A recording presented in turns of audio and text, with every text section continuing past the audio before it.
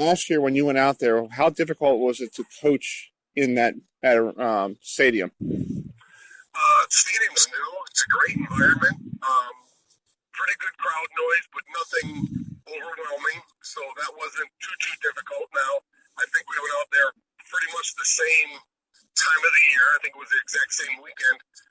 So when we got there, it was pretty blustery, and we had some pretty significant snow flurries Okay. at the beginning of the game for a good chunk of the first half, actually. So although it wasn't, sub-freezing degrees, it was cold, but it wasn't, in the teens or anything like that. Mm-hmm. But the snow played a little bit of a factor, I think, and the wind early on played a little bit of a factor.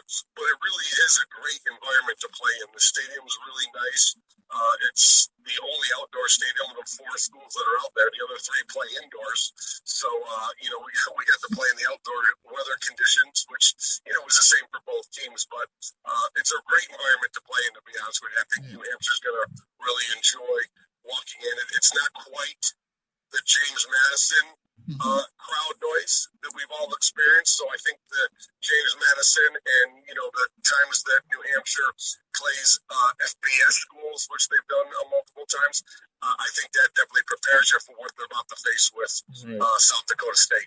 Yeah, and so that's not an indoor facility. So I guess like you said, it was an outdoor. So I thought out there all in the Dakotas they have it indoor because North Dakota State has it indoor, and then Northern Iowa has it indoor, and even Northern Arizona has it indoor. So that's pretty interesting.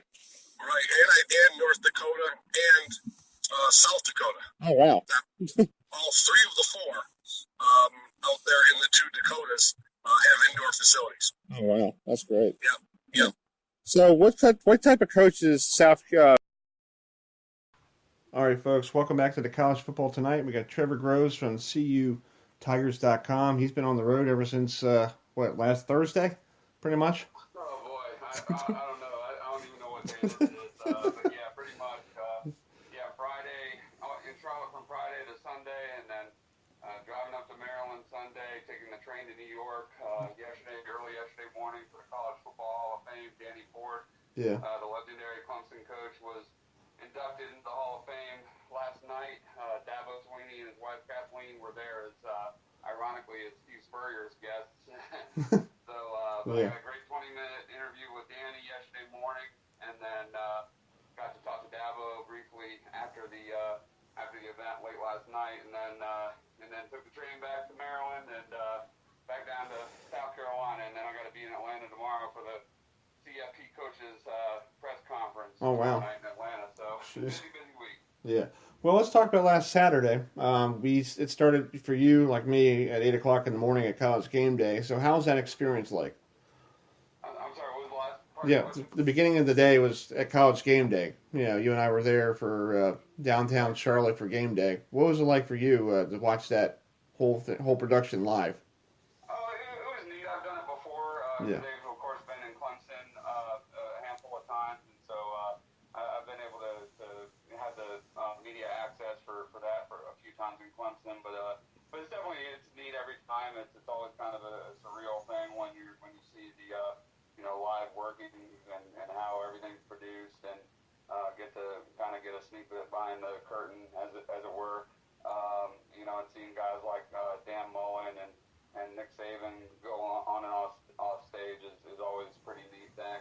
Yeah. Just sorry that Dabo wasn't actually there in person. They pre-recorded his interview for this show earlier that week, but definitely a neat experience. And lots of Clemson fans and Miami fans. I was a little surprised, to be honest, how many Miami fans were actually out and about in Charlotte that morning. Yeah.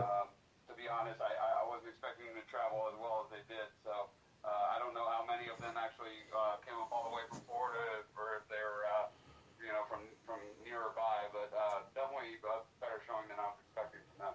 Well, Clemson's going to face Alabama for the 3rd time. This just sounds like we're watching Rocky 1, 2, and 3.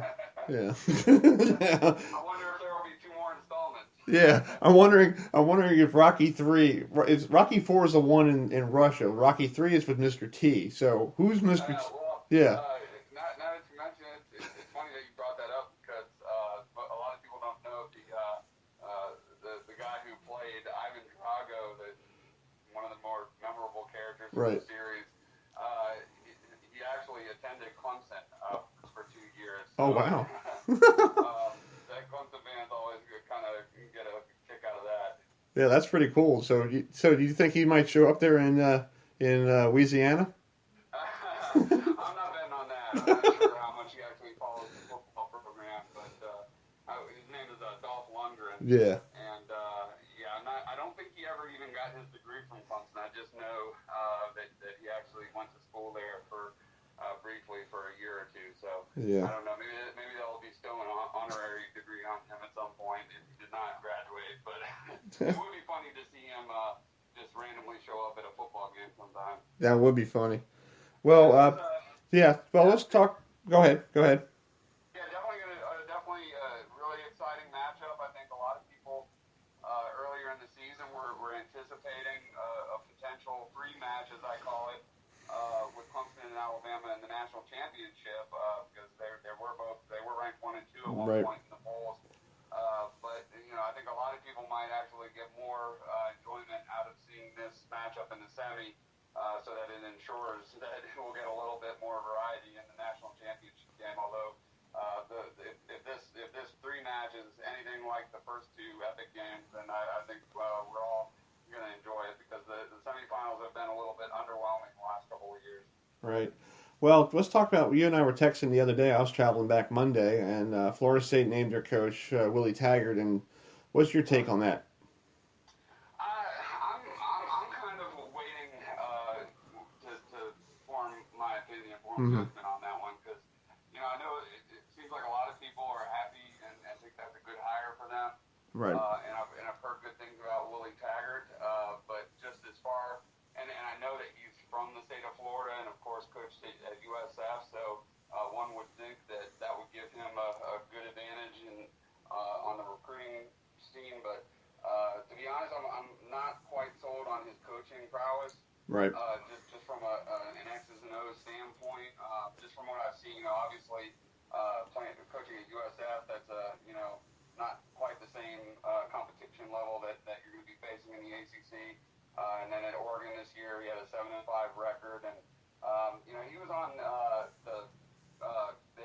ESPN had a coach's film room Right. broadcast of the national championship game last year, and he was on that, and I didn't really know a lot about him at that time, but watched that. He was on with a few other household name coaches like McElwain and Muschamp, and I was not terribly impressed with just his football IQ, at least from what I saw on that show, just comparable to the other coaches on the Right. show. So I could be wrong on that, but that was just my the limited impressions that I have of him. Yeah. And he obviously has big shoes to fill with Jimbo. I know that it was a very disappointing season for Florida State this year, and a lot of the fans he got a lot of criticism, and a lot of fans were soured on him. But even though he lost it obviously Francois in the first game. Right. A lot of people felt like with the talent they had on defense that a great coach would have still managed a better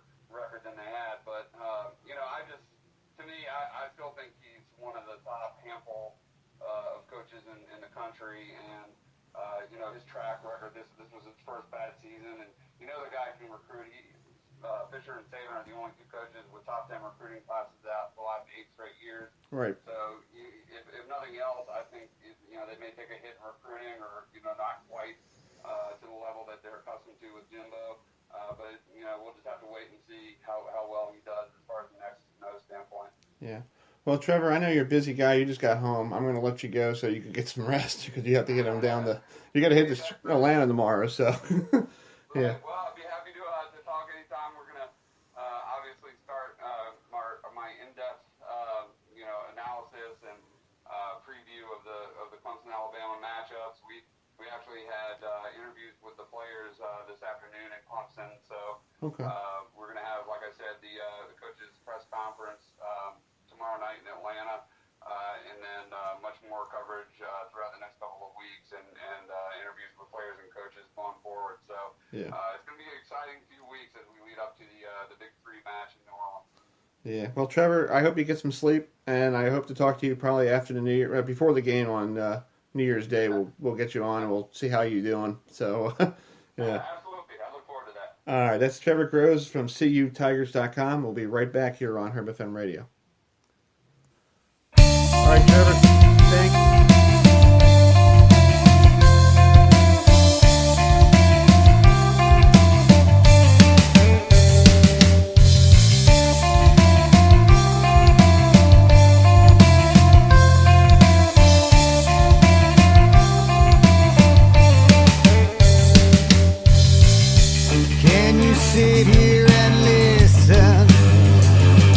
South Dakota State's John, I want to say how to say his name because I'm having him on the air tonight. Selheimer?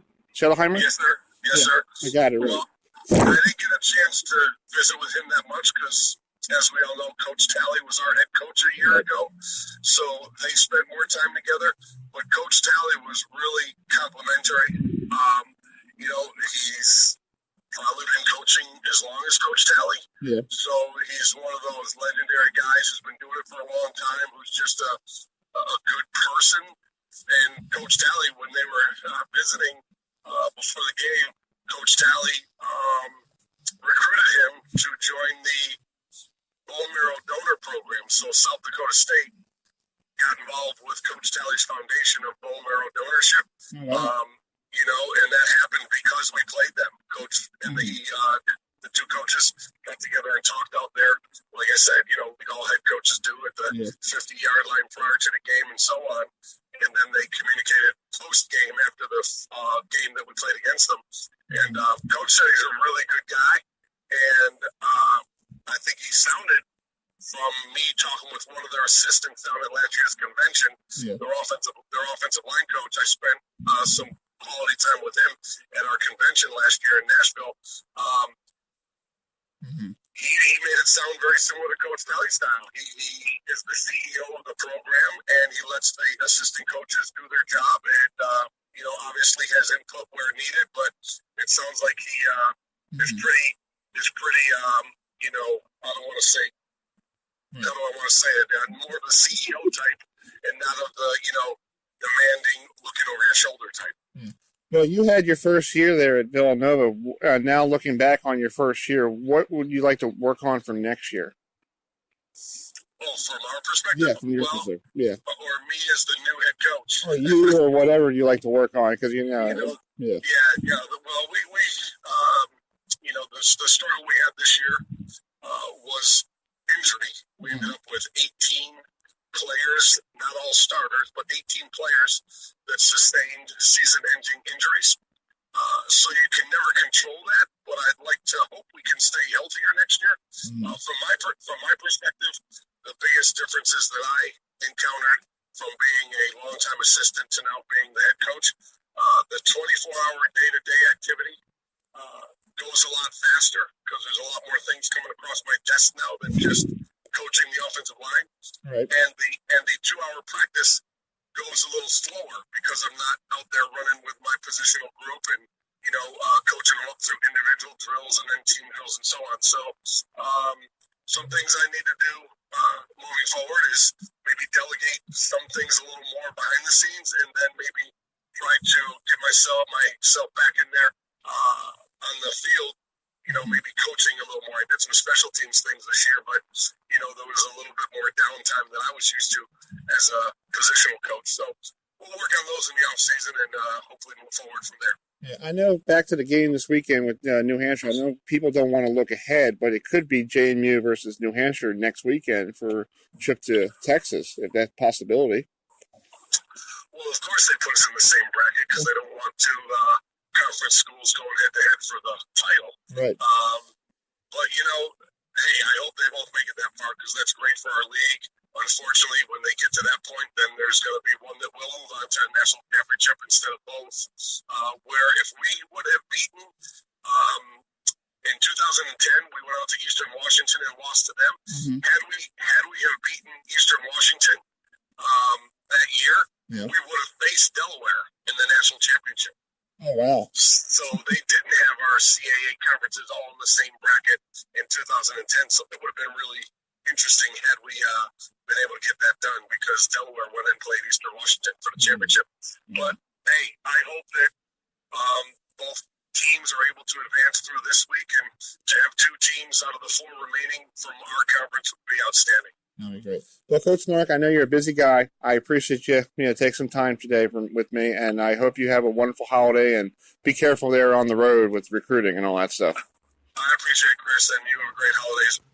All right, folks, we're going to put the show to bed here with Micah Kaiser, who is from Gilman School here in Maryland. He won the Campbell Trophy for the best student athlete, so he'll be on the road to Atlanta for the college football awards show that's tomorrow night. So here he is. Thanks for tuning us in here on HerbFM Sports Radio, and we'll let you know we'll be here next Wednesday on a special hour-long show. We'll recap this weekend's games between New Hampshire and South Dakota, and also JMU versus Weber State. So hope you all had a great evening. Thanks for tuning us in here on HerbFM Sports Radio. I'm Chris Idell for Ewan McCreef and Robert Moore and all the listeners out there in Radioland. Thanks for joining us. Have a great night.